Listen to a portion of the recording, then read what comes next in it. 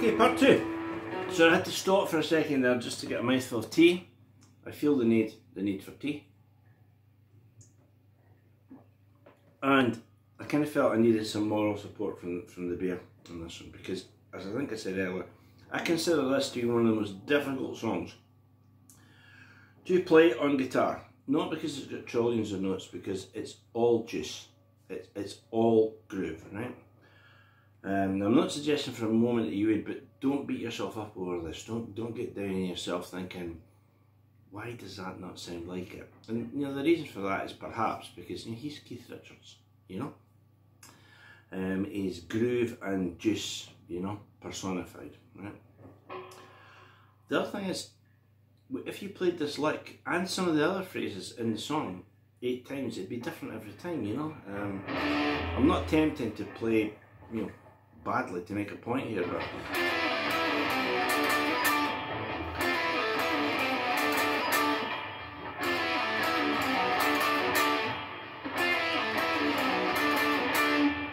I'm trying to keep that as even as I can, but there's little bits, and it's just don't speed it up, don't play it too slow, too fast. And when you're sitting in the cinema about to watch Blow with Johnny Depp, and the first thing you hear is that, I mean, man, it's incredible, right? So, a quick resume. Opening phrase. See?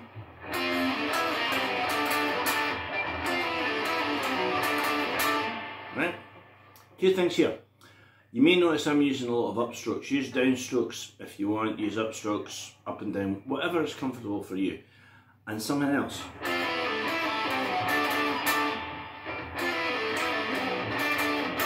There's a downstroke.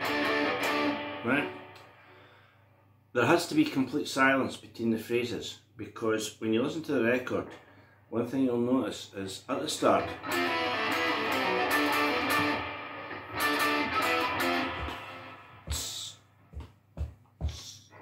Charlie comes in there, and it's incredible, and the whole groove, as if it wasn't there already, is enhanced, right?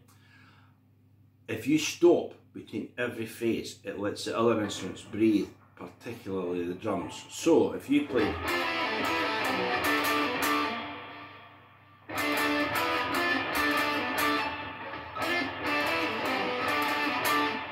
right, you see, if there's no overhang, between the phrases,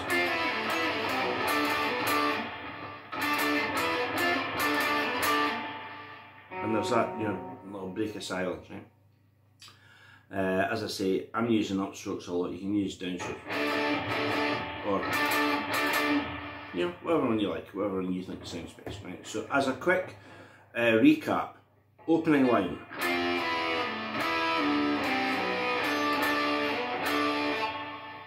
Second line. Then the pop. Now, I kind of over exaggerated that there to make a point, but if you listen to Keith playing it, it's kind of like,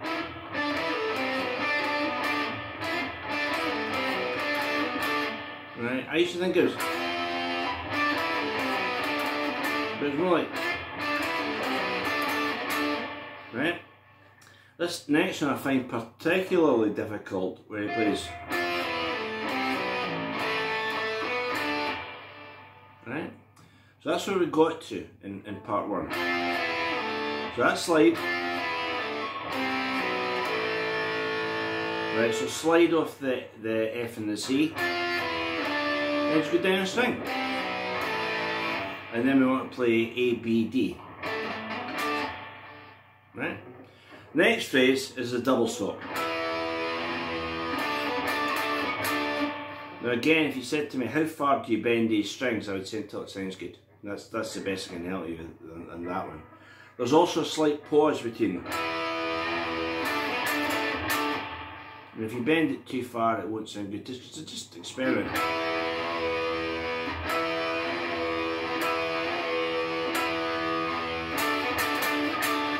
Right? But if you can sound both strings evenly,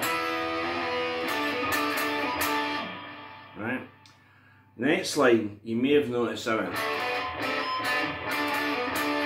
Now that's because I'm a lot more comfortable playing a kind of Chuck Berry.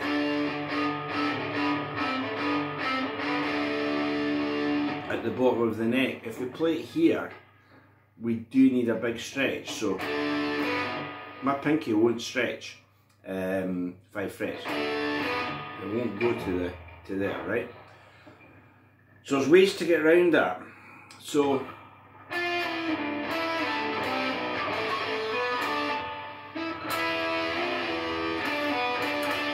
you could go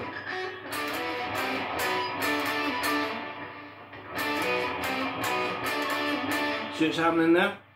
I'm trying to isolate the A string. Jump in.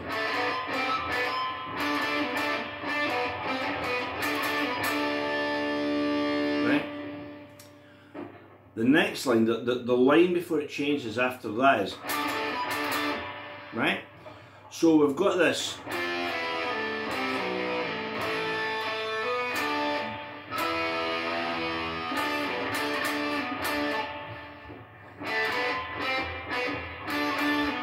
Then just a punctuation.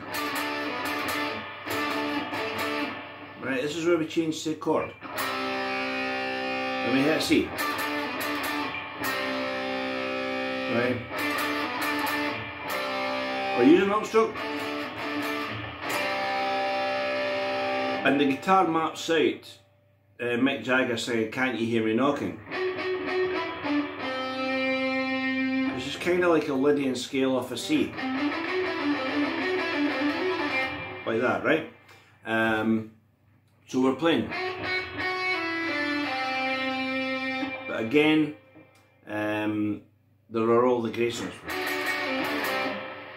You know? So just experiment with that till it sounds good.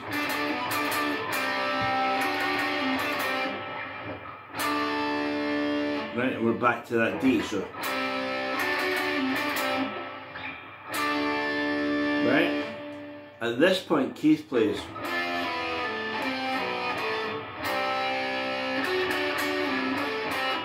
Right? So that bit. Right, that's almost like.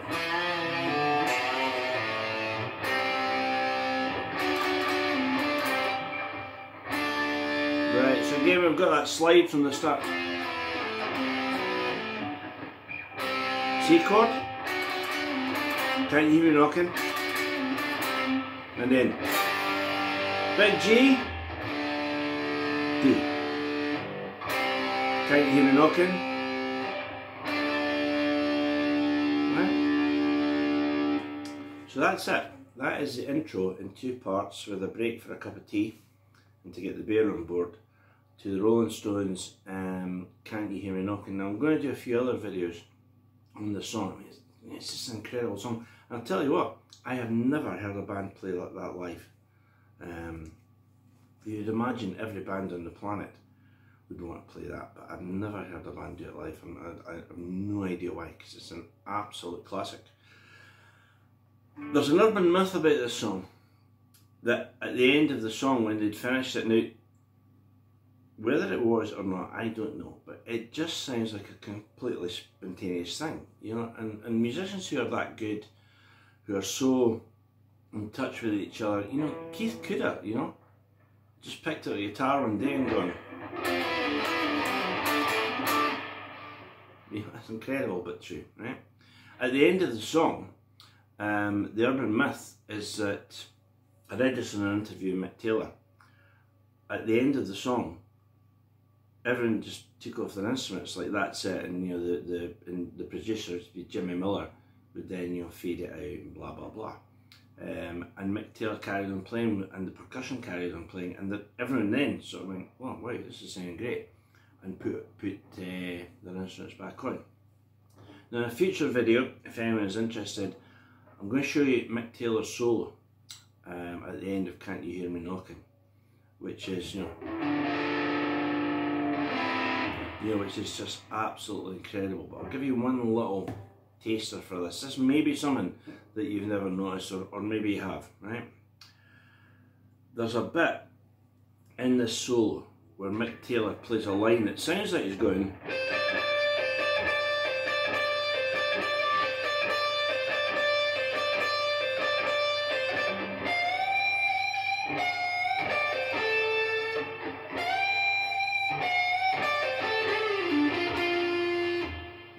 That's kind of what he sounds like, but that's not what he plays. Right? The notes are C to D.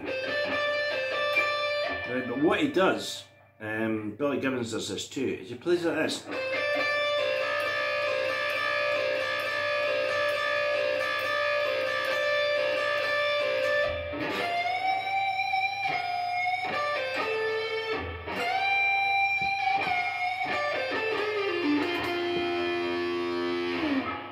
You know,